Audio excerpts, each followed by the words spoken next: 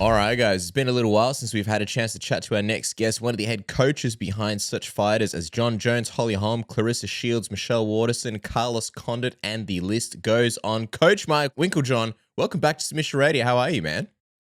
I'm great. How are you guys doing? Good. And Mike, we see there's a lot of fun people coming in and out of the gym lately. Take us into this Ludacris visit, man. We saw he dropped by while filming something in town. You know what? I didn't know who he was at first. I won't lie. But you know who that is? It's like, okay, that's Ludacris. So I guess that's Ludacris. I didn't know who that was. You know what? What a nice young man. You know what? He's more than welcome. Him and his coach came in, was doing some working out. Humble. Didn't act like a superstar, so he's always welcome in the gym. It was fun having him around. Actually, that young man can move around real well. He was hitting the mitts pretty good. Some good moves. He had some good moves. There's no doubt about it. Really? That's good to know because I've always liked him in the Fast and Furious movies. Have you seen any of the Fast and Furious movies by any chance? He's in there. He's basically in every one from the second one. Yeah. I embarrassed myself. I said, "So any good movies you've been in lately? I should see." Or something. And he goes, "Yeah." He told me about that. And that was the truth. I was being honest with him. I saw the first Fast and Furious many years ago. The best one. Somehow, but that's about it. I guess I'm not that guy. I don't know. You know. I'm always curious because I know what kind of music do you like, Coach? Are you more of a country music, rock and roll kind of fan when it comes to music? Old rock and roll, no doubt. Yeah. Old rock and roll. But I listen to country. I listen to just about everything. Did you get a chance to listen to some of Ludacris's music after he left? Area Codes might be one that you like. No. No. I probably should. You guys are calling me out on it, but I can't lie to it. I have no idea what they are. He's got this great song. It's called "Move, Bitch, Get Out the Way." Absolute classic. If there's any fighters looking for that it? Well, you know what? It's kind of like I don't know, man. You know what? I have 3 daughters, a mom, and a wife. So I can't handle it. So. You know, it's one of those things. But I know bitch to a lot of people doesn't mean anything anymore, but it still kind of does to me. So for sure. But I think Casper's on the ball there. At least there's a lot of movement in that song, so that's good for pad work, right? You're working with Jon Jones. You take the B out of the equation, but it's a good sort of indirect sort of mental training as well. Got to keep moving. I was going to ask you, Coach, as well. Obviously, Ludacris. You're a new Ludacris fan, but I'm curious because I know you guys have a lot of fun people come across the gym. You're not the type of guy that would really get starstruck, in my opinion. But have you had a person come by the gym for a visit that's been your favorite, and even someone that maybe Coach Wink was a little bit taken back by? No, not really. You know what? There's been a lot of people come by, and you know what? If like I said, if there are just nice people, they're more than welcome. If they act like as if they're special, then I don't care. Just let the door hit you in the butt. I care less who you are, you know? Yeah, 100%. Speaking of nice people, Ciryl Gane, pretty impressive victory yesterday at UFC 265. Did you get a chance to watch the fights? Yeah, I watched. I actually watched I watched the first round, the first 3 rounds, and then I got distracted. But in the 3rd round before the ending, and I saw the ending. That was the 3rd round, right? Yeah, you know what? He just kind of basically, he had it kind of like I thought it was going to play out. You know, Derrick what a super strong guy. He always has that one punch. But Gane is that guy. He's got those skills. He knows how to pick people apart and change his strategy depending on who he's fighting. He's one heck of a great fighter. When you see Gane and the progression that he's made in the sport, he hasn't been in it for very long. Does he kind of remind you a little bit of Jon Jones in the fact that just purely from his ability to quickly pick up techniques, just like what we saw Jon do back at the start of his career? Yeah, I think so. You know, he had a big stand-up career before that. I know I had Dontel Mays fought him in his first fight, in the first UFC fight, and that was a great fight out in Singapore. And right away I said, this kid's gonna be something special. And he has, you know, look where he's at now. So he's got the interim title, I guess. And I don't know, him and Francis will go, or if that's going to be Jon and Francis, or I mean, who knows? Maybe he beats Francis and Jon has to fight him. So we'll find out what happens. Well, yeah, we'll get into all that in just a second. But what did you think about, like, I guess there's two ways of looking at yesterday's fight, right? On one hand, people felt like Derrick Lewis didn't really show up. And I think maybe there was an element of, fighting in his hometown. But I think the biggest story and the bigger truth there is that Gane really just froze him. Gane was just too much. What were some of the things that you noticed Gane doing that maybe made Derrick throw, less than usual and just kind of froze him there? Well, just the fact that he had a lot of weapons, a lot of tools. He was able to use small little motions that Derrick couldn't pick up on. Derrick needs guys to get committed to staying in that one spot where he can unload those big shots on him. And when you're a little unpredictable and you take small angles on it, it makes it really tough. It makes it really tough to do that. And I think that was the biggest overall, is just the difference in the whole fight game over and above just the power punch. If you're there for the power punch, the heavyweights, they knock each other out all the time. So the highest level guys are the guys that not only have that kind of ability, but can avoid hanging out in the space where they can get hit for a certain period of time. Have you seen something like Gane's striking ability in heavyweight before? I'm trying to think. No, not really. I think he's that one. There's different levels. I mean, Volkov does it in many ways, but from a longer reach. So everybody has their style. It's kind of like the Marvin Haglers and the Sugar Ray Leonards. Everybody's got their own style, and styles clash. You never know what you're going to get. And that's what's so cool about MMA. You never know. Is Jon Jones going to take you down, or is he going to stand up with you? I mean, there's so many. The elements of MMA, that's what makes it so exciting for everybody. We had Jimmy Smith on the show doing our post-fight show, and he said that he's looking from Gane to see him get challenged in there, from him to get sort of put on the back foot and to see how he deals the adversity in that octagon. We haven't really had a chance to see that yet. Do you still have some question marks about Gane before you sort of make up your mind as to where he's at in your mind in the greatness scale and in the skill set scale? Well, finding somebody that can match his understanding of the game as far as the striking part of it. Someone like Jon, honestly, I won't lie. Jon has the ability to kick long range and change angles and be unpredictable. I don't think anybody can be as unpredictable as Jon when he decides he wants to be Jon Jones. That is, that's where you'll find out real quick where it's at. If he can have that kind of level, those kind of guys that are kind of unpredictable and put a lot of chaos in front of them. When you get somebody that just stands there and wants to hit you harder, they have a great counter left hook, whatever the case is, you can game plan against that. But when you're not sure if it's a kick, if it's a punch, if it's a kick come over the top, if it's a kick come up the middle, if it's an elbow come up the middle, or if the takedowns come, is it double leg, is it a single leg, is it really a fake punch just to get the single leg? That's where things get kind of crazy. And all of a sudden, if you're used to being the leader, maybe you'll be the guy that freezes up and you're just going to follow. Who do you think presents the bigger challenge to Jon Jones between, say, like a Francis Ngannou and a Ciryl Gane? With Francis, the crazy knockout power, and Cyril more so the movement. I think you nailed it. You nailed it. The crazy power is always scary. It freezes up a lot of people. And that's what Francis has. He's a scary, explosive guy. Gane can hit hard too. But again, he has more tools, I believe, as far as fine-tuned tools, and so they're different nuts for Jon to crack if Jon would, depending which one of those guys Jon has to fight. It's different. They both are scary in their own way, and both very beatable in their own way. Which one excites you more, Coach? Do you think it's Ngannou or Gane? I can't go there because I can't get involved in negotiations there. You know what I mean? The one that excites me most is the one that gets Jon Jones paid the most money. That would be it, really, at this point. That's where Jon's at. He's fought everybody. He's considered the best of all time. And I believe in my heart, they're lining up really because they want to be like Jon Jones. And that's what we're looking for. That's what Jon needs, is that kind of challenge that he can walk away knowing he beat everybody. Well, he already has, but even more in the heavyweight division. Just before we move off yesterday's fight, what did you make of the interim title situation, of it being introduced and now there being an interim champion? You know what? It's all about the sales pitch. In many ways, it makes some sense. In a way, is it really fair? Maybe not either.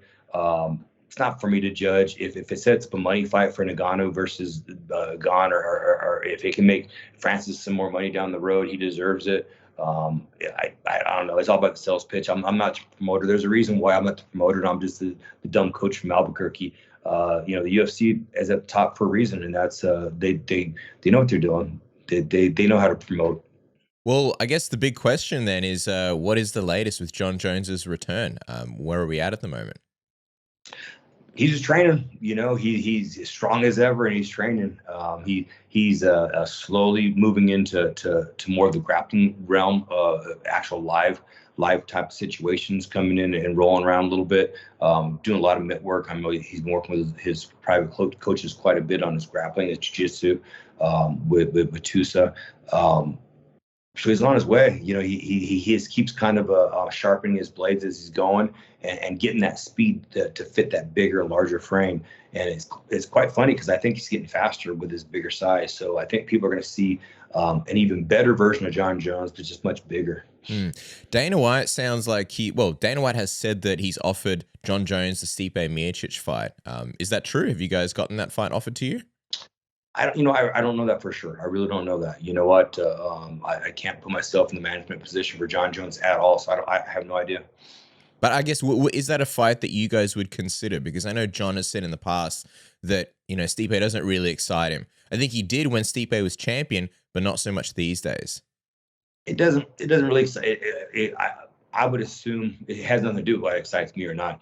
I would think the same thing from the outside looking in. I would think that wouldn't excite Jon. I think Jon wants to win the big one. He wants to get the big one. He wants the big challenge. And right now, Stipe is not there. Stipe is awesome. Don't get me wrong. But Jon wants the biggest challenge out there. That's how Jon Jones thinks.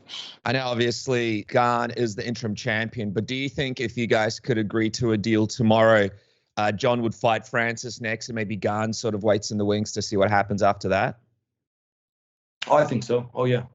I would think so, but I can't. No, you can't. I can't put words in Jon Jones or his manager's mouth by any means, please. But that makes sense to me. We've been kind of training for Francis all along anyway. So they're just kind of keeping that same path. It's interesting that you guys have sort of seen Francis as the guy, that Jon would eventually face, and that is completely understandable. But I wonder, who do you think is going to end up being champion by the time Jon Jones returns? Because it looks like Gane and Francis are going to fight now. I don't know. We'll see how that plays out. I really don't know. If they are going to fight each other, it's kind of a toss up. Like I said, Francis has improved quite a bit. He used to be just the big power puncher, but you're seeing he's slowly getting better everywhere with everything he's doing. And when you have somebody that puts that fear in you, that might change Gane's game plan a little bit. Same time, Gane moving around with some of the things he has, the tools he has, can make it a little bit harder on Francis. And he's strong. He's quite strong actually. So I don't know. I wouldn't be able to put. I had to sit down and think about that. And I can't give you an answer on that one at the moment at all. And they used to train together as well, Coach. They used to spar together and train together. So that always brings a different dynamic to the fights. I have seen some of those videos, yes. Yeah, so that makes it even more interesting. I am curious, though, as we were talking to Jimmy Smith about this yesterday, how much of a disappointment would it be if the politics got in the way of Jon Jones fighting Francis Ngannou? For example, if Ngannou did fight Gane and lose, that fight is seemingly out of the window for quite some time. How disappointing would that be to you guys, losing such a big fight over the UFC not being able to offer the right terms? I guess that would be disappointing. There's no doubt about it. That doesn't mean Jon wouldn't pick up and just take the new challenge. Like I said, Jon, he's been kind of smacked around before. He always finds a way to win. So with that being said, it would be a shame, but at the same time, maybe not. Maybe that's even a better challenge in some ways if that does play out. Do you think Jon definitely returns to fighting? Do you think it's 100% that he does return? Because we're at a point where the UFC kind of like, look, we don't want to pay you any more money. And Jon Jones, I think rightfully so, is saying, hey, I do deserve more money. Do you think it's a definite that he comes back? I think so. I do. I think so. Both sides know what they're doing. It's to be expected, but it's going to happen. I know, obviously, you don't want to talk about the management side of things, but just in general, is it a help and is it sort of a breath of fresh air having Richard Schaefer as a part of the team and dealing with the UFC? Like, would you say that you guys have been able to sort of move along a little bit from where you were before he joined the team? I haven't spoke with him, honestly, so I wouldn't be able to tell you about that. But from the outside, I know he's a very smart guy. and good at what he does. So I'm glad that Jon brought him on board. It looks like a very smart move, and we'll see how it plays out. I have a good feeling about it. Okay, it's good that you got a good feeling, because I wonder, sort of from your perspective as a coach, if you ever look at it and think, man, Jon is in his prime, and there's a finite amount of time before that window sort of closes. Yeah. Well, heavyweights can fight for a long time. Now, honestly, Jon could take 3 or 4 years off and still come back at heavyweight. It's just the problem. The sport continues to change, and people are getting better every year.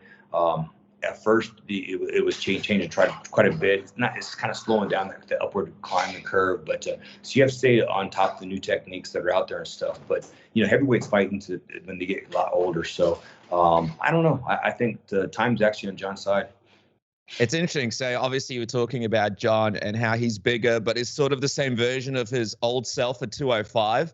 I saw that video that was put up of him moving around, and he said that he's moving pretty good right now and will be moving even better when he gets in shape for his next fight. I'm curious though, Coach, like what weight is he at right now, and what weight do you think he'll drop down to when he actually steps into the octagon? Honestly, I think where he's at right now is pretty much, it's going to be close to his fight weight. It's not so much about distance running and stuff anymore. It's about all those intervals that he's doing and all the overspeed training that his coach has him doing. I think, I honestly think he's going to be in the 250s. There's no doubt about it. When he steps into the cage, who knows? Maybe even heavier, depending on how long this thing takes. I always wonder as well, like timeline wise, if you guys did get the right deal, obviously you guys have been in the gym training hard the whole time. How much time would you need for Jon to get ready to actually go into the octagon from the time that you signed a contract, for example? How much time we need is when I don't want to go there, but how much we'd like. We always like 8-week camp. There's no doubt about it, because Jon is I want to say he's a student of the game, but he already knows what he wants to do. But it gives us time to fine tune those things that we really want to do, depending on who we're fighting. And just get better at them. Right now, we've been working on the overall Jon Jones, is the strength, the speed, those type of things to make him a better fighter. But the exact details that are needed for a fight, I'd prefer at least 8-week camp. So many fascinating things about seeing Jon come back, but one of the things is the wrestling that he's going to bring to that heavyweight division. I mean, when you look at Gane and Francis Ngannou, how much do you think? Obviously, Jon brings in elite striking, great movement, but how much do you think that wrestling is going to play a big part in him sort of becoming and remaining champion in the division quite some time? Oh, it's huge. I mean, that's what makes Jon different to so many people. Like I said, in MMA, the fact that he can threaten the takedown makes his strikes that much scarier. The fact that his strikes are so unpredictable makes his takedowns that much scarier. That's what Jon brings. You don't really want to be underneath a big guy. There's no doubt about it. But Jon can cut those corners real quick. And once he gets on top of people, everybody's always seen it. It's kind of a bloody mess. So Jon has many avenues for success, which it starts scaffolding on itself to make it that much harder of chaos or of a situation for the other fighter to figure out. Obviously, so many great matchups for him at heavyweight, but would you say at this point, for sure, we probably won't see Jon come back to 205 again now that he's transformed his body and he's been getting ready for this heavyweight move for quite some time? Do you ever see him coming back to 205 and fighting in that weight class again? I think he'd need to be really motivated to do it. I don't see it right now. Because that would be it'd take a little bit of time. There's no doubt about it. He'd have to actually start losing muscle mass before he'd cut, that's going to take some time to do it right. I don't see it happening at all, really, to tell you the truth. I was going to say, when you say he'd have to be really motivated, what would be motivating enough to do something like that? Maybe someone goes to that next level in the light heavyweight division. Maybe somebody new is even better. Don't get me wrong, they're all great, but something that just that's the one. That's one you have to have. That's the challenge. That's one that motivates Jon. That's how Jon always is. And I don't think he's motivated by anybody in the light heavyweight division at the moment. Would you say when Israel lost to Jan, his potential move to 205 sort of went out the window because there's no big matchup for him down there? with all respect to Jan, who's obviously Jan is that would be the scarier matchup, honestly, with the strength that he has. But I think so a little bit. It's all about the hype, and it's a show. The hyping it up and stuff, and Israel was able to do that, and the coming together of two big names, which sometimes doesn't have anything to do with the skill level, is kind of exciting.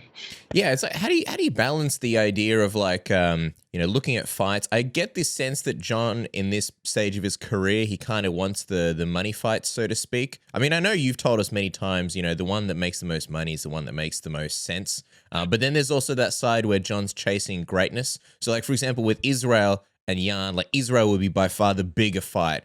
But Jan, I mean, he beat Israel, so maybe Jan would be the more dangerous fight. I guess when you look at heavyweight, how do you kind of juggle and navigate that?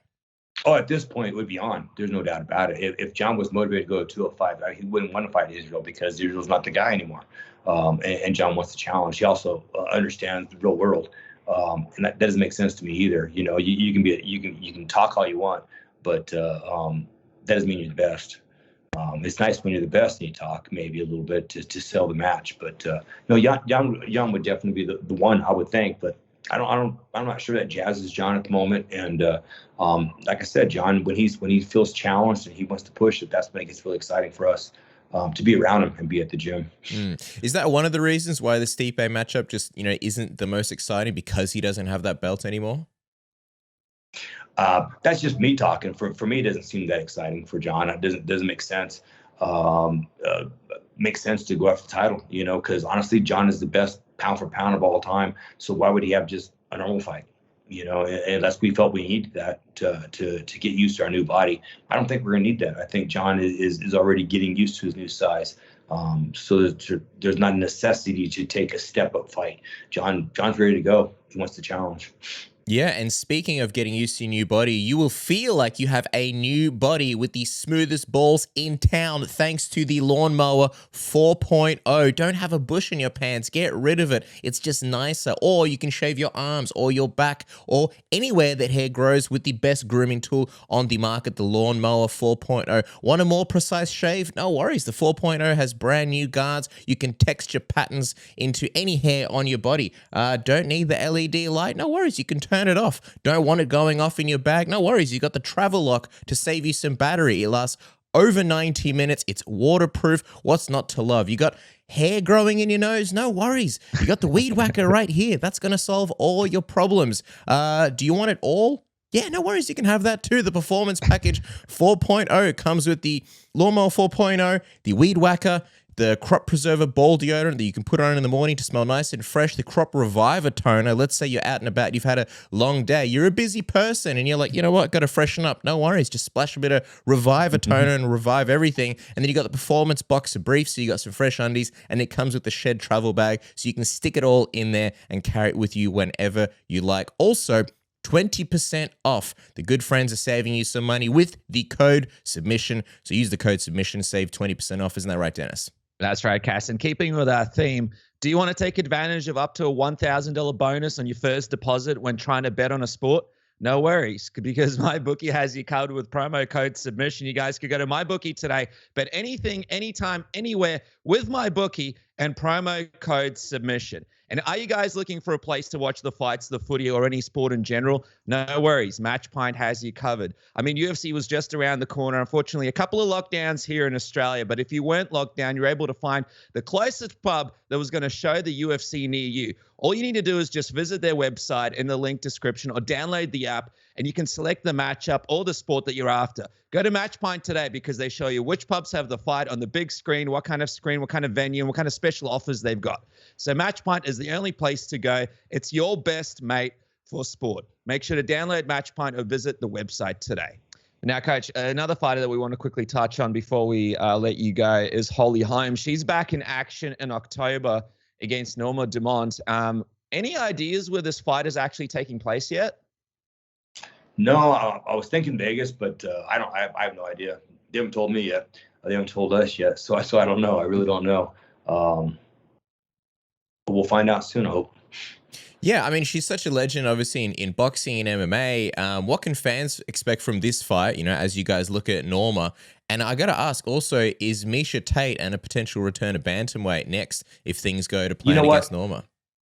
Honestly, nobody wants to fight Holly. We have to go up to 145 for this, and that with Dumont, because nobody wants to fight Holly.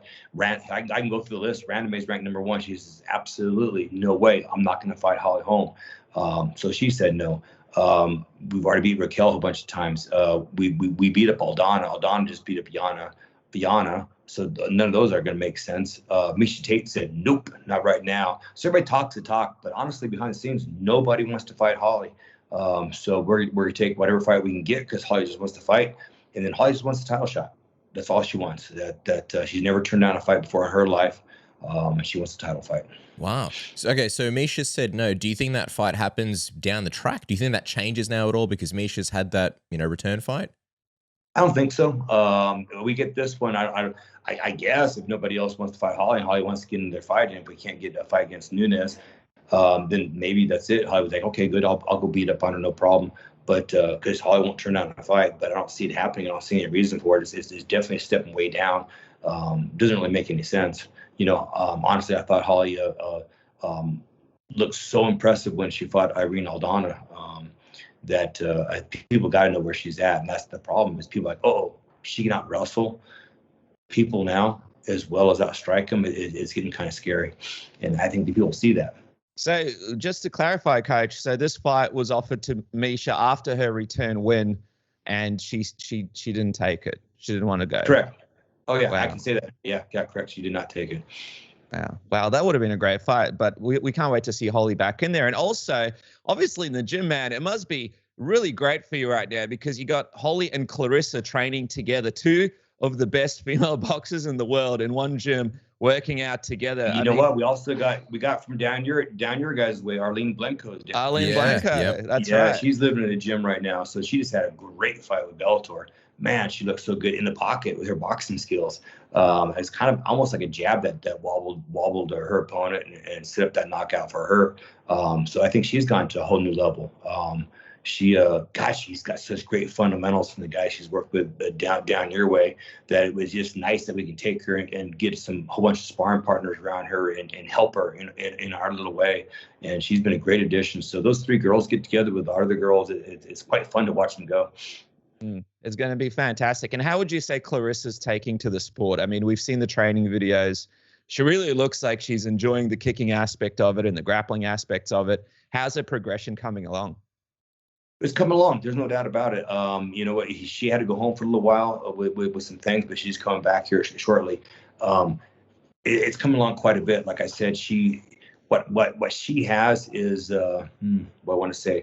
She's a fighter. She's got that tiger spirit and stuff, and she never wants to give up. So I've seen her and Arlene go, and Arlene now is kicking. So Arlene, kind of kicks her in the head the first day they spar. But then I've seen Claressa start throwing bombs at her, and Arlene go, oh, okay, here we go. And but afterwards they're best friends, which is so neat. That's what's so neat about the gym is that not the girls fighting. I guess maybe that in that case is that these guys from all places, different places. What I want to say, ethnicities, and they beat each other up. They argue, but then afterwards they're best friends and they talk about their families and they have similar aspirations. It's really a cool place to see everybody able to get along and train together. That's what we want.